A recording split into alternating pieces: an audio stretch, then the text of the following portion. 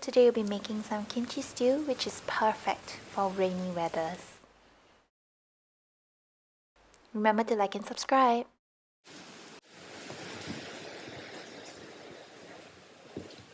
Peel and smash some onions as well as garlic.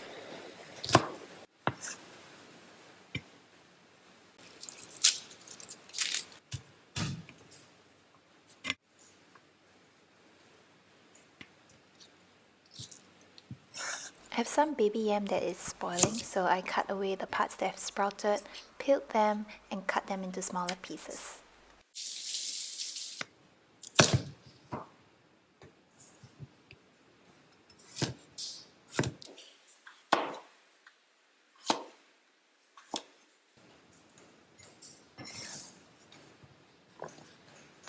Next, cut a slab of pork belly into thick slices. You don't have to cut it too thin because the meat will melt in the soup. You can also put the skin side down to facilitate the cutting.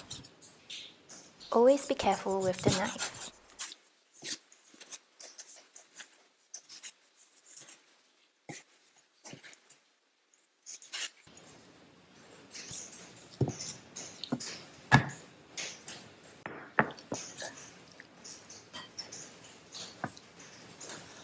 Lightly season the pork belly with some pepper.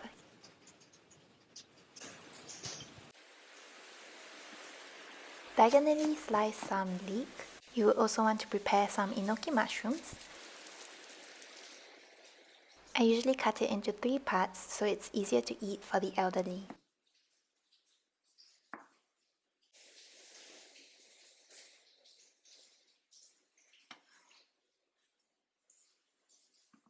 Rinse the enoki mushrooms under running water.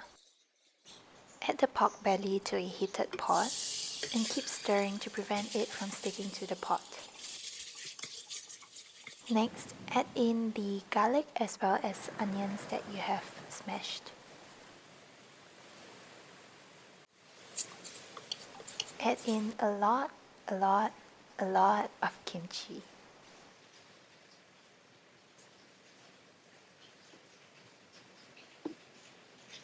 Pour some of the kimchi juice in as well for some extra goodness. Add in 2 tablespoons of gochujang, also known as hot pepper sauce.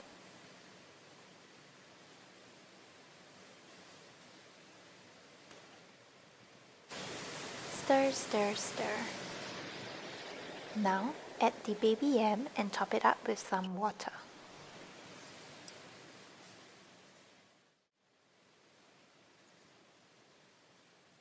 I'm adding chicken bones to enhance the flavor of the soup base. You can also add other enhancers like dried shrimps, ikan bilis, seaweed, and more. Leave to boil and turn on the fire when it boils. Simmer the soup for an hour. On the side, prepare some tofu.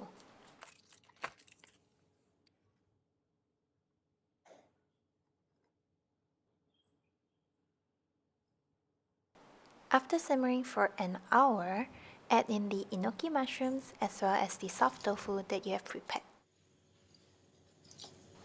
Stir well, turn up the heat and let the soup boil. When the enoki mushrooms are cooked, you will want to turn off the fire and let the soup rest until you want to serve it. Overnight kimchi soup always tastes better, so I let the soup rest as a way to imitate that kind of process.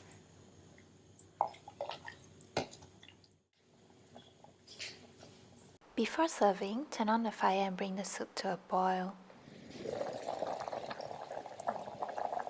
Then you would want to add some eggs, any amount of eggs that you would want.